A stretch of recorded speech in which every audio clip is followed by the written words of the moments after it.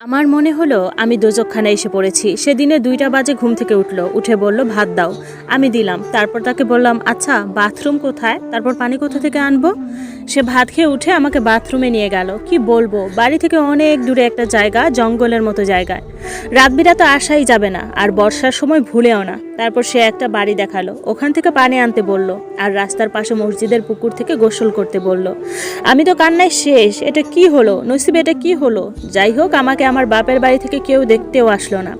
দিন যেতে লাগলো আর তার অত্যাচার বাড়তে লাগলো। অহেতুক গালাগালি করা, আমাকে বিয়ের 7 দিনের দিন রাতে মারতে শুরু করলো। সে মদ খেয়ে মাতাল হয়ে আসলো, আর আমার জামা খুলতে একটু দেরি হয়েছিল তার চাহিদা মেটানোর জন্য। কি জঘন্য সময় ছিল বলে বোঝাতে পারবো না। খুব লজ্জা লাগতো অন্যের বাড়িতে পানি আনতে যেতে, তারপর মসজিদের পুকুরে গোসল করতে।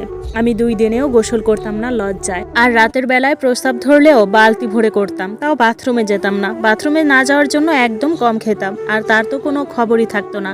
সে ঠিকমতো কাজও করতো না। একদিন বাজার আনলে 10 দিন আনতো না। বলে বোঝাতে পারবো না আমার কষ্টের কথাগুলো। শুধু আল্লাহকে বলতাম, আল্লাহ তুমি একই রাখছো নসিবে, জীবনে কি সুখ দিবা না। তো বিয়ের 1 মাস পর আমাদের বাড়িতে যাই। গিয়ে মাকে জড়ায় ধরে কান্না করি, আর মা আমাকে বলল এত ঢং করতে হবে না, অনেক ঢং করছস। বাড়িতে একদিন থাকার পর বাবা বলল, কিরে যাবি না, বিয়ে দিয়ে দিছি, এখন এখানে কি, শ্বশুর বাড়িতে যা। তাদের আমি খুলে বললাম এই এই অবস্থা, কিন্তু তারা বলল বিয়ে দিয়ে দিছি, এটাই বেশি। তারপর মাকে বললাম, মা ও মা, আমি তো তোমার মেয়ে, কেন আমার সাথে এমন করলে। মা বলল, পেট বাঁধানোর সময় মনে ছিল না।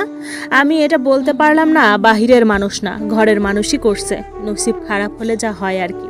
এরপর সব মেনে নিলাম আর নিজে নিজে যুদ্ধ শুরু করলাম। শ্বশুর বাড়িতে এলাম, মনোবল আরও শক্ত করলাম, এখানেই আমার থাকতে হবে। কিন্তু বর প্রতি রাতে মদ খেয়ে মাতাল হয়ে আসতো।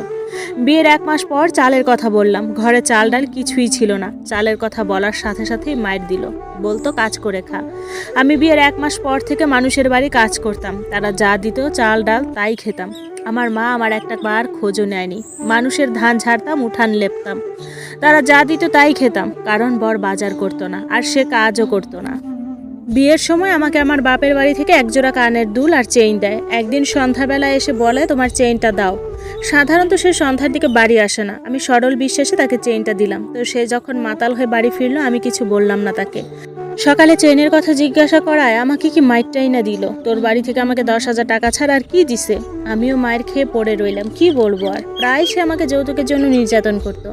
না পারতাম বাঁচতে, না পারতাম মরতে। মানুষের বাড়িতে সারাদিন কাজ করার পরেও ঘরে এসে কাজ করতে হতো। রান্নার জন্য লাড়কি আর পাতাটাও আমাকে খুঁজে আনতে হতো।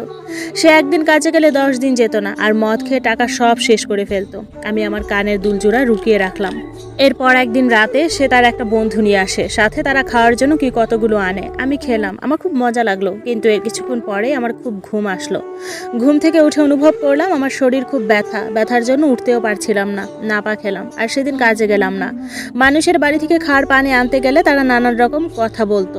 অনেক সময় কলে তালা মেরে দিত, তারপর নানা রকম কটু কথাও বলতো, আর সবাই আমাকে নিয়ে অনেক আফসোস করতো।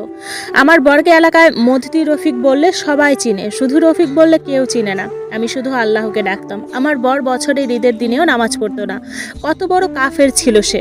তারপর থেকে প্রায় সময় বন্ধুটা আসতো, আর সে যেদিন আসতো সেদিন আমার খুব ঘুম আসতো। তো একদিন সন্ধ্যাবেলায় বন্ধুটা ঘরে আসে, আমার গায়ে হাত দেয়, আর আমি বলি কি সমস্যা। সেটা আমি আবার আমার বরকে বলি। তখন বরের বন্ধু আমায় উত্তর দেয়, প্রতিদিনই তো তোমার গায়ে হাত দেয়, তখন সমস্যা হয় না।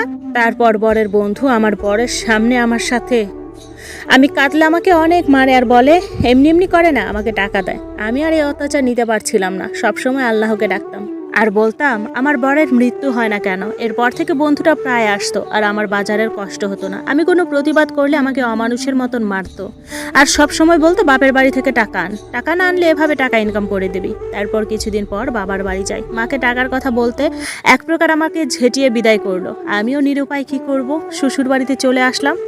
বর এরপর অনেক রকম লোক আনতো ঘরে, আর আমি তাদের চাহিদা মেটাতাম, আর না হলে আমাকে অনেক মারতো। ছেলে মানুষের মায় সেটা তো বুঝেনি।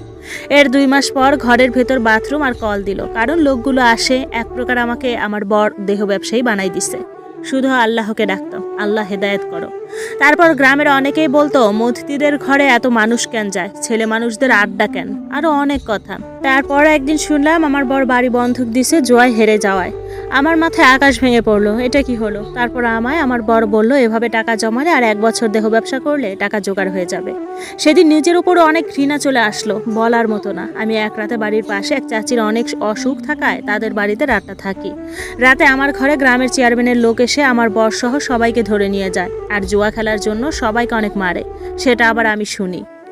আমি দৌড়ে চেয়ারম্যানের কাছে যাই। চেয়ারম্যান টাকা চায় আমার কাছে। আমার বরের বন্ধুদের ছেড়ে দেয়, কারণ ওরা টাকা দেয়। আমার কাছে 5,000 টাকা চায়, কিন্তু আমার থেকে তো টাকা নাই। পরে দিয়ে তাকে ইচ্ছামতো মায়ের খাওয়ায়। এরপর আমার কানের দুলগুলো বেচে টাকা দিয়ে তাকে ছুটাই। মায়ের খাওয়ার পর সে বেশ কিছুদিন অসুস্থ ছিল। বাড়ি বন্ধকের 80,000 টাকা ছিল, সেটা ছাড়ানোর জন্য আমার বর অনেক পুরুষ আনে আর আমাকে তাদের চাহিদা মেটাতে বলে। যাই হোক, এরকম চাহিদা মিটিয়ে 10,000 টাকা জোগাড় হয়। আর তাকে বললাম, যাও টাকাটা দিয়ে আসো। সে টাকা দিতে গিয়ে একদিন আর আসলো না। আর এদিকে ওনারা টাকা দেওয়ার জন্য অনেক কথা বললো আর বললো টাকা না দিলে কালকে বাড়ি থেকে বের করে দিবে। বর আসলো তো আমি জিজ্ঞেস করলাম, ওনাদের টাকা দিলে না? বর বলল, জুয়া খেলে ফেলেছি, টাকা নাই, কোথা থেকে দিব? সমস্যা নাই, আজকে 10 জন আসবে, 500 টাকা করে দিলে 5,000 হবে। শুধু তুই 2 দিন একটু কষ্ট করবি। বিশ্বাস করেন, সে রাতে অমানবিক নির্যাতনের শিকার হয়েছি। আমি মরেই গিয়েছি, প্রচুর ব্লাড গেছে, কিন্তু আমাকে সে ডাক্তার কাছে নিল না।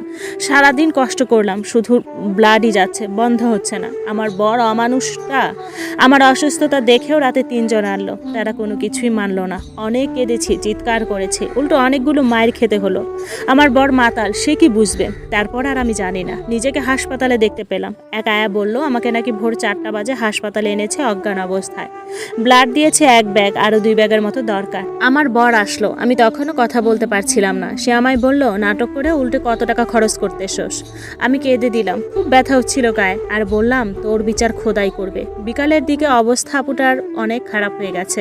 ওনাকে ইমার্জেন্সি চিটাগং মেডিকেলে পাঠায়। এরপর ওনার বর লাপাতা হয়ে যায়। আপুটার মা আসে, কিন্তু দেখা করে চলে যায়। এরপর ওনার অবস্থা অবনতি হলে ওনার পরিবারের লোকদের ডাকে হাসপাতাল কর্মরতরা, কিন্তু কাউকে পায় না। আর আপুটাও বলে ওনার কেউ নেই। এরপর হাসপাতাল থেকে পুলিশ ডাকা হয়, আর পুলিশকে আপুটা সব বলে। আপুটার রক্তশূন্যতা দেখা দেয়। এরপর রাত 2টায় উনি চিটাগং মেডিকেলে মারা যান। মারা যাওয়ার আগে উনি এগুলো পুলিশকে বলেছিল। আর এই ঘটনা চট্টগ্রামের সংবাদপত্রে 2012-তে ব্যাপকভাবে ছড়ায়, দৈনিক আজাদিতে। আপুটার মা আপুটার লাশটা নেয়নি। ওনার বাড়িতে যোগাযোগ করা হলে কেউ যোগাযোগ করেনি। উনি যখন মারা যায় হাসপাতালে কেউ ছিল না ওনার, এমনকি ওনার মাও না। পরে মেডিকেলের কর্মরতরা পুলিশকে আবার খবর দেয়, আর ওনার লাশ পুলিশরাই দাফন করে, কারণ ওনার পরিবারের কেউই যোগাযোগ করেনি।